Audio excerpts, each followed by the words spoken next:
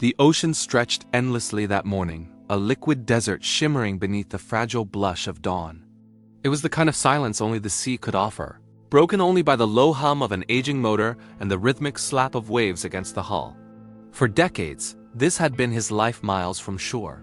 No voices but his own, no sound but the water's eternal breathing. The fisherman's hands, calloused and worn, gripped the weathered edge of the boat as his eyes scanned the horizon, out of habit, more than hope. He had been fishing these waters since he was a boy, back when the ocean seemed alive with promise. Now it felt different, emptier, lonelier, mirroring the hollow echo inside his chest. He sighed and adjusted the brim of his cap, unaware that today would be the day everything changed, that this vast emptiness was hiding something that would shake the very foundations of his quiet existence. At first, he thought it was nothing, just a shadow dancing on the water, another scrap of driftwood cast adrift by tides that cared for no one. But then, it moved, not with the careless roll of debris, but with a fragile, trembling persistence, as if something was clinging to life in a place where life had no business being. The fisherman narrowed his eyes, leaning forward, a knot forming in his gut. The shape bobbed with the swell, rising and falling like a broken heartbeat. Too far away to see clearly, yet too deliberate to ignore. What could it be? A bird? A seal pup? His mind scrambled for logic, but a whisper of dread began to creep into his thoughts. He throttled back the engine and angled the bow toward the mysterious speck, the sound of the motor deepening as the old boat pushed through the restless waves. Inch by inch, he closed the distance, unaware that with every yard he crossed, he was steering not just toward a helpless creature, but toward a chapter of his own life that had yet to be written. And then he saw it. At first, only the tips of two tiny ears broke the surface, slicing through the steel blue water like fragile sails. Then came the eyes wide, glassy, and filled with the kind of fear that clawed straight through a man's heart. The breath caught in his throat as reality crashed down on him like a rogue wave. It wasn't driftwood. It wasn't a bird. It was a domestic cat alone, stranded and drowning in the middle of an unforgiving ocean. For a moment his mind refused to accept it. How? How could this soft, delicate creature, something meant for warm laps and quiet rooms, be out here, miles from land, fighting the monstrous weight of the sea? His grip tightened on the railing, knuckles white, as another wave lifted the cat and slammed it back down. Its paws clawed desperately at the water, tiny limbs trembling from exhaustion, fur soaked and plastered to a body that looked far too small to survive another minute. A pit formed in his stomach, cold and deep. This wasn't just strange. This was a tragedy waiting to happen, unless he stopped it. His body moved before his mind could catch up. Snatching the old fishing net from the deck, he lunged toward the side of the boat, his knees digging into the salt-slick boards as the vessel rocked beneath his weight. The wind tore at his jacket, spray stung his face, but all he could see was that tiny form slipping beneath the surface, swallowed by waves that showed no mercy. He plunged the net into the water, heart pounding, teeth gritted as if force of will alone could anchor the cat to life. Missed. The net swept through empty water, sending a sick jolt of panic through his chest. Again. Missed again. Each failed attempt was a hammer striking the fragile shell of hope he clung to. The ocean felt endless, and so did the seconds stretching between breaths. "Hold on, little one," he rasped, voice raw with desperation, though he knew the cat couldn't hear him over the roar of the sea. "Just hold on." His arms burned, his hands shook, but he refused to stop. He had lost enough in his life. He could not lose this fight, and then it happened. With a final furious sweep, the net scooped up more than water. A sodden, trembling weight hit the mesh, and before he could even exhale, he hauled it onto the deck, heart slamming against his ribs like a drum in a storm. For a beat, time stood still.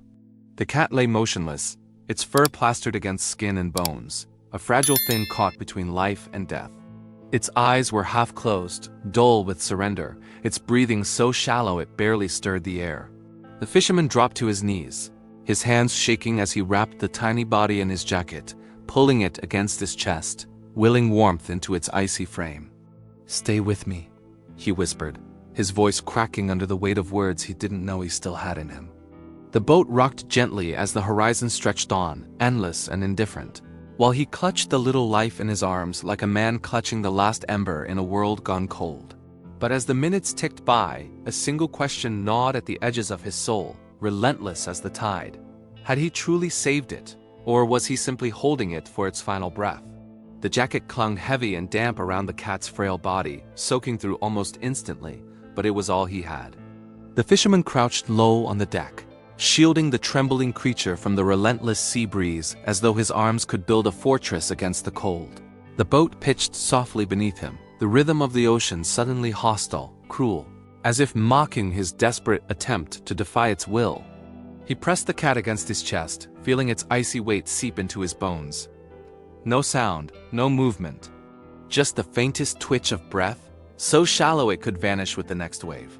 "Not now," he muttered, the words barely audible over the whispering sea. "Not here. You've come this far? Don't give up on me now." The wind tugged at his cap, the salt spray kissed his cheeks, but he didn't notice. Every ounce of his being was anchored to the fragile life in his arms, a silent war raging between the vast, merciless ocean and the stubborn, weathered man who refused to surrender.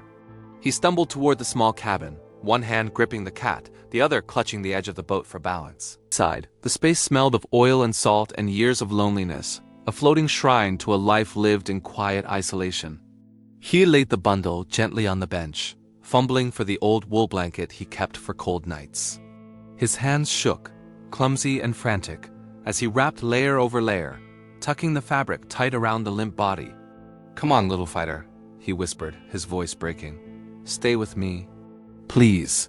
He rubbed its sides slow and firm, trying to coax warmth back into lifeless muscles. Memories flickered in his mind like lightning over dark waters, the feel of another small body in his arms. Softer, warmer, alive in ways this one wasn't yet. His daughter, long ago, hair tangled from the wind as she laughed and clung to him on these very seas. He blinked hard, shoving the thought away, but it stayed, lodged like a hook in his chest. He had failed her once. He couldn't fail this one too. Minutes dragged like hours, each second thick with dread. He spoke to the cat as if his voice could anchor it to the world, weaving words into a lifeline only hope could hold. "You've got a fight in you. I can feel it," he murmured, forcing conviction into syllables that trembled like the old planks under his feet. "The sea didn't beat me, it won't beat you." He kept rubbing, his palms raw against the wet fur, while the boat rocked and the horizon burned brighter with the rising sun. But still, no sound, no flicker of life, just a fragile weight cocooned in layers of wool and fear. His thoughts spiraled into shadows he hadn't walked through in years. Empty chairs at dinner tables. Rooms too quiet to bear, the cruel echo of laughter that once filled his world. He had learned to live with that silence, to patch its holes with routine. But holding this fragile creature now cracked something open, something raw and aching. He couldn't lose again. Not to the sea. Not to fate. Not like this. He reached for the thermos tucked under the bench, hands stiff with cold, unscrewing the cap with his teeth. Steam coiled from the cup, a ghost of warmth in a world of steel and salt. Dipping his fingers in the liquid, he brushed droplets along the cat's lips. Preying instinct would do what strength could not. A shiver, so slight he almost doubted it, but it was there. A whisper of movement, a fragile tremor beneath layers of wool and despair. His heart lurched, a surge of hope flooding through him like sunlight breaking storm clouds. "That's it," he breathed, tears stinging eyes gone dry from years of holding them back. "That's it, little one. Stay with me." He tried again, dribbling water into the tiny mouth, then cupped the body in his hands, cradling it against his chest, as if warmth could be willed from one soul into another. Outside, the ocean heaved and hissed, the endless sky yawning overhead. A vast cathedral, bearing witness to the quiet battle unfolding in the belly of a lonely boat. But hope, like the sea, can be cruel. For every flicker of life there came a pause so long it felt final. One heartbeat stretched into eternity, the silence heavier than iron. He bent low, pressing his ear against the bundle, straining for sound anything. And then, so faint he thought it might be the wind, came a rasping breath. And another. His chest convulsed with something fierce and unnameable, a tidal wave of relief crashing against walls built over years of solitude. Yet even as his heart soared, doubt gnawed at its edges. The cat was breathing, yes, but barely. Its fight was far from over, and the ocean, vast and patient, had not surrendered its claim. The man tightened his grip, jaw set as the boat cut a lonely path toward the horizon. Land was hours away. A storm brewed in the distance, gray clouds coiling like predators. Could he outrun it? Could he keep this fragile heartbeat alive until safety lay beneath their feet? Or would the sea, relentless and eternal, take back what little mercy it had given? The coastline was still just a shadow on the horizon when the old fisherman pushed the throttle forward, the engine groaning in protest as the boat sliced through restless waves. Every bump, every spray of salt felt like a personal attack against the fragile life swaddled in wool and hope inside the cabin. He kept glancing over his shoulder, his weathered hands gripping the wheel so tight his knuckles blanched. The bundle on the bench lay eerily still, save for the faintest flutter of breath that came and went like a ghost. He had done everything he could out here, but the truth bore down on him like the weight of the sky. If he didn't reach land soon, this fight was over. He muttered silent prayers, words that hadn't crossed his lips in decades, bargaining with a god he wasn't sure still listened. The wind whipped harder, pulling at the boat like greedy fingers, and beyond the foam-tipped waves, a wall of gray clouds gathered, threatening a storm he didn't have time for. Every second counted now. Every mile was an enemy. Inside the cabin, he knelt again, lifting the limp creature against his chest as though sheer proximity could stave off death. The cat's fur was drying in patches, clinging to bones that felt like twigs beneath his calloused palms. He whispered to it, voice trembling, pouring into those words all the warmth his arms could not give. "We're almost there, little one. Almost." The word hit him like a stone in the gut, stirring memories he had locked away in the dark corners of his soul. Once, he had rushed to shore with the same desperation. A storm screaming at his back, a child waiting in the cabin with fever-bright eyes. He had prayed then too, and yet, he bit down hard, tasting iron as the old grief clawed its way up his throat. This wasn't the same. It couldn't be. He wouldn't let history repeat itself. Not this time. Not with this fragile spark of life clinging to him like a lifeline he didn't know he needed. The port finally crept into view, a jagged line against the steel blue sea, and his chest tightened with something like hope, a dangerous thing, sharp enough to cut. He signaled his arrival with a blast of the horn, the sound echoing off weathered docks and empty warehouses. A few figures appeared on the pier, their shapes wavering in the heat of the rising sun. He saw them turn, point, then break into motion as the boat roared closer.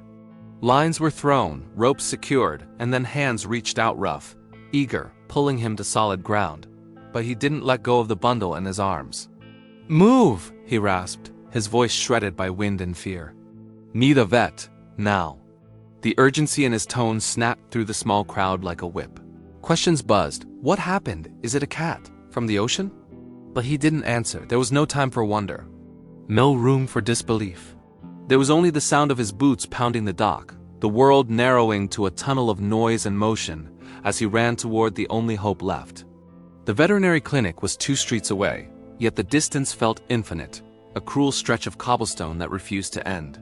His lungs burned, his legs screamed, but he clutched the bundle tighter, shielding it from the curious stares and whispered fragments of shock trailing behind him. All the way out there? How's it even alive? He didn't care. Couldn't. All he could hear was the shallow rasp of breath against his chest, growing fainter with each heartbeat. The door burst open under his weight, the bell above it shrieking as if to announce the gravity of this arrival. Faces turned, an assistant dropping a clipboard, a woman in the waiting area covering her mouth in horror. "Help him!" The fisherman barked, voice cracking as the edges of his composure frayed. "Please, he's dying." And in that moment, all the years of silence, all the walls he had built, crumbled with those words. He wasn't a man who begged, but for this tiny life that had fought so hard, he would beg the whole world if he had to. Hands took the bundle from his arms, gentle but swift, disappearing through swinging doors into the sterile brightness beyond. He stood frozen, his chest heaving, salt and sweat clinging to his skin, the phantom weight of the cat still burning against his palms. The room buzzed with muted voices, the ticking clock drilling into his skull like a cruel metronome marking time he no longer controlled. He stared at the door until his eyes ached, thoughts ricocheting in his head like storm waves against rocks. What if he had been too late?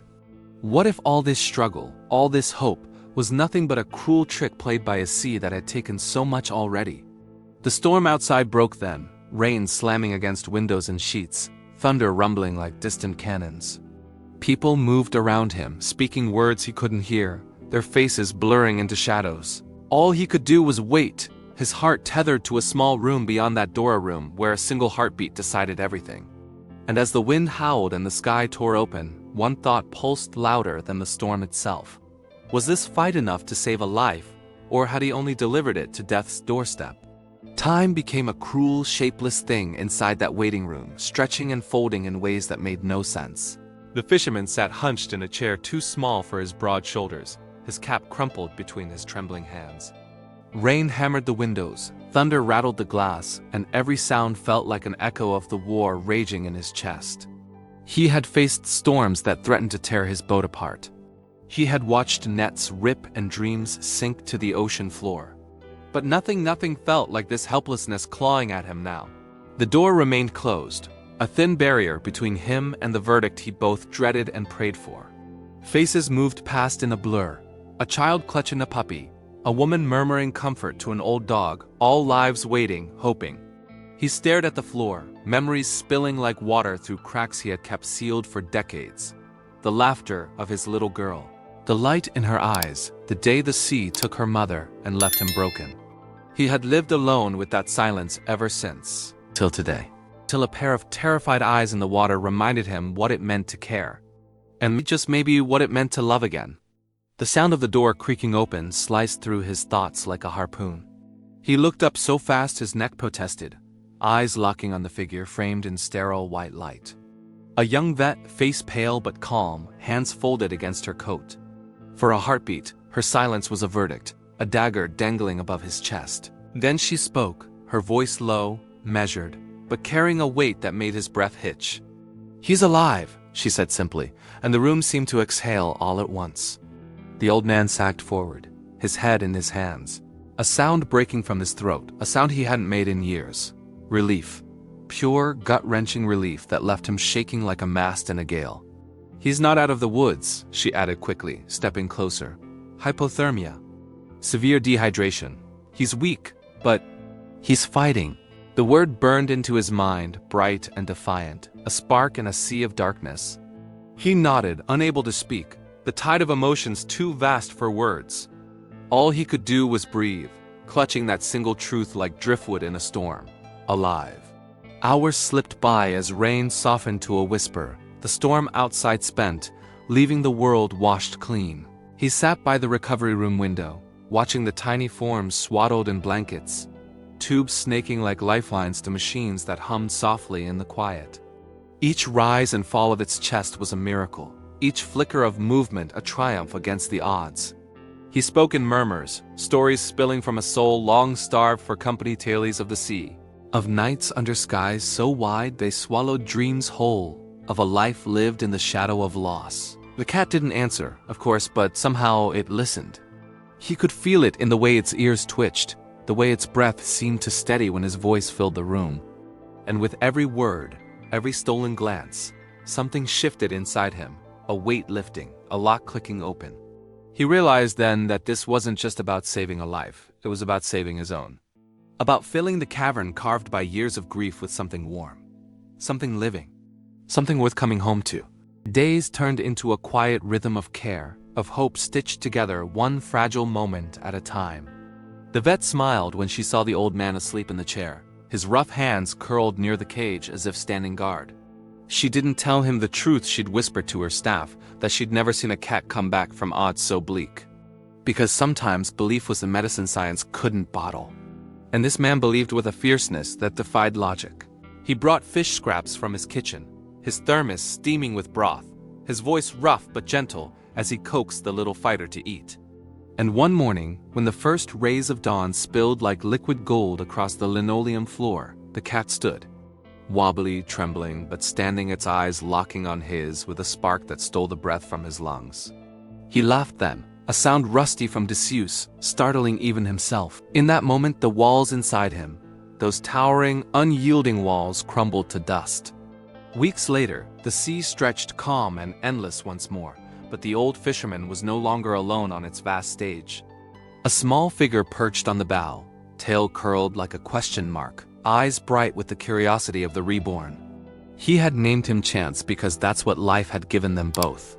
As the boat cut through the glassy water, he reached out, fingers brushing soft fur, and felt something he thought the ocean had stolen from him long ago: peace. "We made it, little one," he murmured, voice thick with a gratitude too deep for words. "We both did." And as the horizon burned with the colors of another dawn, the old man smiled. Not the brittle smile of a man surviving out of habit, but the full, unguarded smile of someone who had found his way home. Because sometimes miracles don't roar. Sometimes they whisper in the shape of a heartbeat, carried on the tide, waiting to be found by those who still believe in second chances.